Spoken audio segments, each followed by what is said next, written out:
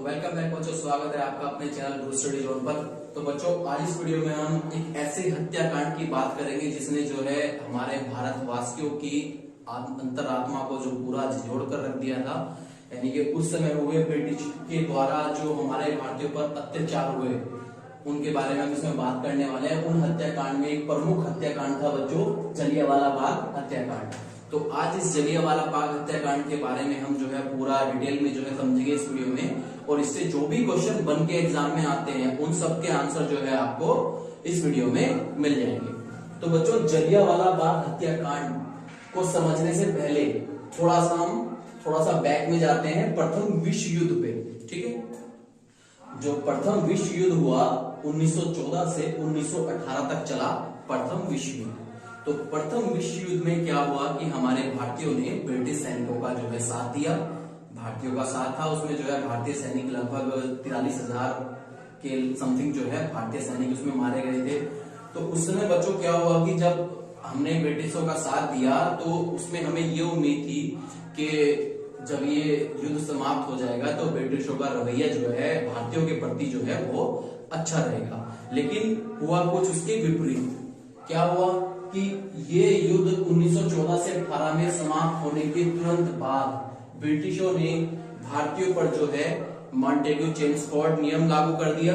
और उसके तुरंत बाद 18 के बाद देखो 1918 में ही क्या हुआ कि जब ये प्रथम विश्व युद्ध खत्म हुआ तो इसके बाद से ही जो है भारतीयों के दिलों में, यानी भारतवासियों के दिलों में जो है अंग्रेजों के प्रति जो है अलग भाव जो उत्पन्न हुए, क्योंकि हम ये जो उनकी अंग्रेजों की जो मंशा थी उसको समझ चुके थे कि ये हमारे फायदे में नहीं है। उस समय ये अंग्रेज जो है हमारे फायदे में नहीं है।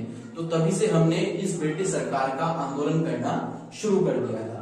तो इस आंदोलन को होता देख सन 1918 में ही ब्रिटिशों के द्वारा एक सेडिशन समिति का गठन किया गया। इसका सेडिशन समिति का गठन किया गया। सन 1918 में सेडिशन समिति का गठन किया गया, जिसकी अध्यक्षता किसने की? ये उस समय ब्रिटिश जज था, ये कोई सिडनी रोलेट ने इस समिति की, सेडिशन समिति की अध्यक्षता की। और इस समिति के तहत बच्चों 1919 में एक रोलेट एक्ट बनाया गया। अब ये थोड़ा समझ लेते हैं हम कि ये रोलेट एक्ट क्या था। तो जो भी उस समय बच्चों भारतीय जो थे आंदोलनकारी थे, जो आजादी के लिए आंदोलन कर रहे थे, यानी कि प्रथम विश्व युद्ध के बाद से ही जो आजादी का आंदोलन हमारा पहले से चला आ रहा था, उस आंदोलन के इसके रोलेट एक्ट के तहत उन आंदोलनकारियों को बिना किसी वारंट के गिरफ्तार किया जा सकता था और उनको जेल में डाला जा सकता था, या फिर उनके खिलाफ सख्त से सख्त कार्रवाई की जा सकती थी। ये जो रोलेट एक्ट बनाया गया था भारतीय ब्रिटिश के द्वारा। तो बच्चों सन 1919 में इसको बनाया गया और ये हमारे लिए बिल्कुल भी जो है लाभदायक नहीं था, ये हमारे लिए बिल्कुल खिलाफ था। इसलिए हमने इसको संज्ञा दी यहाँ पर काला कानून की।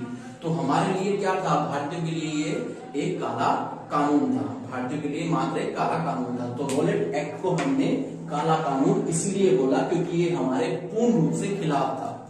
अब जब 1919 में रोलेट एक्ट बनाया गया तो 1919 में ही 10 अप्रैल 1919 से पहले, यानी कि 10 अप्रैल 1919 से पहले हमारे जो दो आंदोलनकारी थे, जो हमारे एक सत्यपाल और एक सैफुद्दीन किचलू, एक सत्यपाल और दूसरे सैफुद्दीन किचलू, दोनों को जो है काला पानी की सजा दे दी गई। इससे क्या हुआ कि हमारे देश में आंदोलनकारियों के मन में और इनके लिए जो है द्वेष भावना उत्पन्न हो गई। और उससे 10 अप्रैल 1919 को, यानी कि 10 अप्रैल 1919 को कमिश्नर के घर पे जो है इनकी रिहाई की मांग की गई। इन दोनों आंदोलनकारियों की रिहाई की मांग की गई। लेकिन हुआ यूं कि उस समय भी 10 अप्रैल 1919 को जो प्रदर्शनकारी थे, जो रिहाई की मांग कर रहे थे, भारतीय थे वो, उनके ऊपर पुलिस के द्वारा गोलियां चलवा दी गई। अब ये आंदोलन जो था गोलियां चलवाने के कारण और बढ़ गया। अब हम पहुंचते हैं यहां से सीधा आंदोलन पहुंचा 13 अप्रैल। अब तारीख आती है 13 अप्रैल 1919 की। ठीक है, 13 अप्रैल 1919 की। तो वैसे तो बच्चों 13 अप्रैल 1919 जो है पूरे भारतवर्ष में त्योहार के रूप में मनाया जाता है, जो उस दिन बैसाखी मनाई जाती है, यानी कि बैसाखी त्योहार होता है जो 13 अप्रैल को पूरे भारतवर्ष में और मुख्यतः पंजाब और हरियाणा में ये मुख्यतः मनाया जाता है। तो उस दिन भी 13 अप्रैल 1919 को जो है ये त्योहार मनाया जा रहा था। अमृतसर, पंजाब के अमृतसर में ये त्योहार बैसाखी का मनाया जा रहा था। और अब ये त्योहार मनाते क्यों है बच्चों? ये त्योहार मनाने का जो कारण है वो ये है कि इस समय इस 13 अप्रैल के आसपास ही जो है अप्रैल मई में रबी की फसल काटी जाती है। तो हरियाणा और पंजाब राज्यों में मुख्यतः रबी की फसल जो है अक्टूबर नवंबर में बोई जाती है। तो यहाँ से ये भी क्वेश्चन निकलता है, रबी की फसल जो है अक्टूबर से नवंबर में बोई जाती है और अप्रैल से मई में काटी जाती है, अप्रैल से मई में काटी जाती है। इसमें मुख्यतः गेहूं, जौ, आलू, चना, मसूर, मटर, सरसों, यानी कि गेहूं, जौ, आलू, चना, मसूर, मटर और सरसों होती है। तो ये फसल भी काटी जाती है उस समय। तो उसी के उपलक्ष्य में जो है ये अमृतसर में उस समय मेला भी लगाया जाता है, बहुत खुशी से इस त्योहार को मनाते हैं। और उस दिन भी 13 अप्रैल 1919 को जो है ये जो मेला जो है लगा हुआ था अमृतसर में अमृतसर अगर आप जाते हैं बच्चों तो गोल्डन टेम्पल के पास, गोल्डन टेम्पल जो है अमृतसर में, उसके पास ही जलियांवाला बाग, यहाँ पे स्मारक स्थल बने हुए हैं, म्यूजियम भी बने हुए हैं। उसमें वो जो उस समय गोलियां चलाई गई थी उनके सैंपल्स भी रखे हुए हैं, पत्थर की वो गोलियां हैं। अगर आप जाते हैं तो जरूर देखिएगा। तो बच्चों ये जो बैसाखी का जो त्योहार है उस समय मनाया जा रहा था 13 अप्रैल 1919 को, 13 अप्रैल 1919 को। और इसी के साथ साथ जो ये जलियांवाला बाग था, जलियांवाला बाग, ठीक है ना, ये जो आप देख रहे हैं ये जलियांवाला बाग है बच्चों, उस समय का 1919 का जलियांवाला बाग। तो इसी बाग में जो ये बत्तियों के ढेर लगे हुए हैं, इन्हीं पर बैठकर जो है सभाएं चल रही थी, यानी कि जो है आंदोलन जो ये चल रहा था इसकी सभा हो रही थी, शांतिपूर्वक सभा चल रही थी। और इस सभा के चलते हुए जो ये इनका जनरल था, इसका पूरा नाम था general Reginald Dyer, general Reginald Dyer. इसके कहने पर लगभग 90 पुलिस वाले यानी ब्रिटिश सैनिकों ने मिलकर इन निहत्थे लोगों पर जो उस समय ये सभा कर रहे थे इनके ऊपर अंधाधुंध गोलियां बरसा दी। इससे क्या हुआ कि हजारों लोग जो है, हजारों लोगों की मृत्यु हो गई। और इसके बाद जो आप ये देख रहे हैं बच्चों, ये है वो शहीदी कुआं, ये देखो शहीदी कुआं, इसको शहीदी कुआं बोलते हैं। ये आज भी अगर आप वहां जाएंगे तो आप देखेंगे शहीदी कुआं आज भी वहां पर ऐसे ही है। इसकी किनारे पर लोग खड़े हुए, इसके अंदर कूदे लोग, जान बचाने के लिए इसके अंदर भी कूदे थे।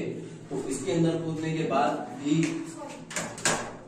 इसके अंदर काफी लोग जो है कूदे इस कुएं के अंदर और जान बचाने के लिए वो गए, लेकिन ऐसा नहीं हुआ। उन्होंने, पुलिस वालों ने इस कुएं की जो किनारियां बनी हुई थी उस पर खड़े होकर अंधाधुंध गोलियां चलाई, जिससे जो है हजारों की संख्या में लोग मारे गए।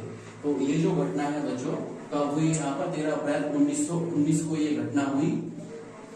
और इस घटना ने भारतीयों की, पूरे भारतवर्ष में भारतीयों की आत्माओं को जो है झिझोर कर रख दिया। और ये घटना जो है जलियांवाला बाग हत्याकांड के नाम से जानी जाती है। तो कब हुई थी ये घटना? 13 अप्रैल 1919 को। तो यहाँ से जो है काफी क्वेश्चन हमारे निकलते हैं। सर सिडनी रोलेट एक्ट 1919 में बना और किसने गोलियां चलवाई? जनरल रेजिनॉल्ड डायर, उसका पूरा नाम था जनरल रेजिनॉल्ड डायर। और रबी की फसल अक्टूबर से नवंबर में बोई जाती है, अप्रैल से मई में काटी जाती है। और कौन कौन सी आती है रबी की फसल भी? गेहूं, जौ, आलू, चना, मसूर, मटर और सरसों। तो बच्चों कमेंट बॉक्स में कमेंट करके बताइएगा ये आपको कैसी लगी जानकारी। और इस तरह की और वीडियो मैं आपके लिए डालने वाला हूँ, उसके लिए चैनल को लाइक और सब्सक्राइब करना ना भूलें।